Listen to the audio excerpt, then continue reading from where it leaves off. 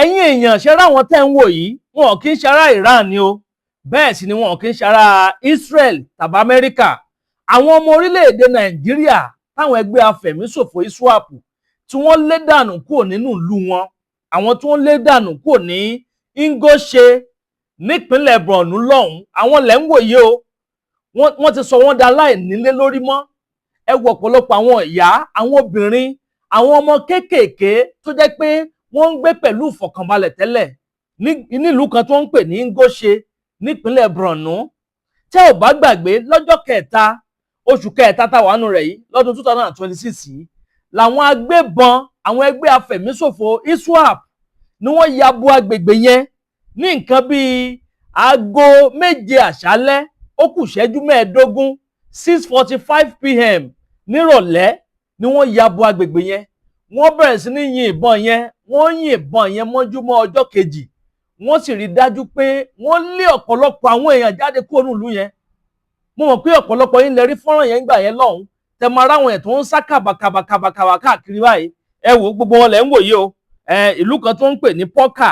ibẹ̀ gẹ́gẹ́ ló lọ tẹ̀dó sí báyìí wọn ò tí ì nílé lórí kò tí ì sí nǹkan tí wọ́n jẹ gbogbo wọn kàn ṣáà wà ń bẹ̀ lọ ṣúà nílùú tó lọ́ba tó níjòyè tá a sì ní ààrẹ lórílẹ̀‐èdè yìí ẹ wò ó wọ́n ní wọ́n ṣe àkọlù sí àwọn ọmọ ológun lọ́jọ́ tá à ń wí yìí tó jẹ́ pé àwọn ọmọ ológun wa gan wọ́n sáré kàbàkàbà wọ́n ní ọ̀pọ̀lọpọ̀ àwọn equipment àwọn ọmọ ológun wa ni wọ́n fi ṣòfò dànù lọ́jọ́ tá à ń wí yìí àmọ́ wọ́n ní ká kan sára o sí àwọn air force wa àwọn ọmọ ológun ojú òfurufú torí pé kí ni àwọn ló sáré wá ní wọ́n kún àwọn ọmọ ológun orí ilẹ̀ wọ́n kí wọn lọ́wọ́ wọ́n jọ ṣiṣẹ́ yẹn ó ní àmọ́ o àkókò ìgbà táwọn air force wa tí wọ́n ń fò lókè pẹ̀lú fighter jet wọ́n ní wọ́n ju bọ́ǹbù kan ẹ̀yin èèyàn pé bo ni bọ́ǹbù yìí bọ́ sí àwọn aráàlú ni bọ́ǹbù yìí bọ́ lé wọn lórí o kódà bọ́ǹbù yẹn ó pa ọ̀pọ̀lọpọ̀ àwọn ọmọ ológun ó pa wọ́n lára o àwọn ẹgbẹ́ Afẹ̀míṣòfò tó yẹ kí wọ́n wé sí láì fi gbogbo wọn dànù kí wọ́n ṣe gbogbo wọn bọ́ ṣe ń sojú ọ̀pọ̀lọpọ̀ ìròyìn láti gbọ́ lọ́lọ́kan òjọ̀kan wípé àwọn Afẹ̀míṣòfò yìí wọ́n gé orí brigadier general wọ́n gé orí major wọ́n ti fẹ̀mí ọ̀pọ̀lọpọ̀ àwọn ọmọ ológun wa wọ́n ti wé sí láì fún wọn dànù wọ́n wé sí láì fún ọ̀pọ̀lọpọ̀ àwọn èèyàn ṣérú àwọn èèyàn báyẹn ló yẹ kó tún máa dá sí lórílẹ̀‐èdè Nàìjíríà ilé máa gbẹnu tán ẹ wò ó ẹ jẹ́ darapọ̀ ní abala àríwúsí kan bá mi comment kẹ́ máa bá mi like bẹ́ẹ̀ sì ni kan bá mi pín fọ́nrán ìkáàkiri lógúnlógún lọ́gbọ̀nlọ́gbọ̀n gbogbo àwọn tí wọ́n lé kúrò ní Ngoshe lọ́jọ́ kẹta oṣù kẹta ọdún 2026 yìí gbogbo pátá ti wà ń pókà báyìí o bẹ́ẹ̀ sì ni wọn ò tí ì rí bẹ́rìn ara wọn wọn ò tí ì mọ bẹ́rìn ara wọn ibi tí wọ́n yà sí nẹ́ẹ̀sì báyìí wọn ò mọ̀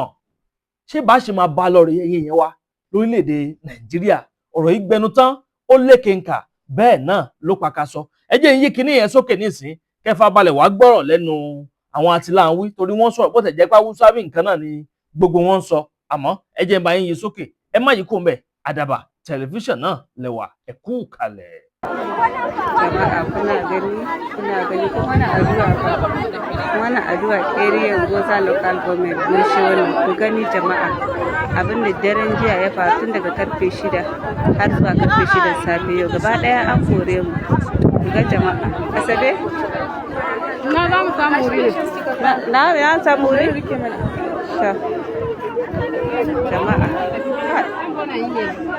wannan kafin da kuka sai hakuri agbe ní gbére pàdé olókun àlùkò ní gbére pàdé ọlọ́ṣà òdìdẹrẹ́ ní gbére pàdé wọn lóde ìwò fún ìwọ ọmọkùnrin tí nǹkan rẹ̀ ò ṣe déédé ìwọ ọmọkùnrin tí ṣàyàwó rẹ̀ ó ṣẹ̀ṣẹ̀ mọ gbọ́ jìgìjìgì lára lójú lọ mú kára rẹ̀ ó tó le ìwọ ọmọkùnrin tó ń retí ọmọ bíbí ìwọ ọmọkùnrin tó fẹ́ ṣe nǹkan tó dáa láyé pẹ̀lú aya rẹ̀ tí ìfàyàlóyà tí ó fi di nǹkan tó dáa ìwọ tátọ̀ rẹ̀ ń sàn tí ò kí tó láti dọmọ ìwọ ọkùnrin tára rẹ̀ ò le ìwọ ọkùnrin ṣe ẹ̀kan dìde ìwọ ọkùnrin tátàn rẹ̀ ò dúró déédéé ìwọ ọkùnrin tó ń retí ọmọ ìwọ ọkùnrin tó ṣẹ̀ṣẹ̀ ṣègbéyàwó ọgbọ́ capable herbal energy capsule ló nílò fún gbogbo àìṣedéédéé ara rẹ̀ kó o lè jẹ́rìí sọmọ bíbí àti nǹkan tó dáa láti ṣe.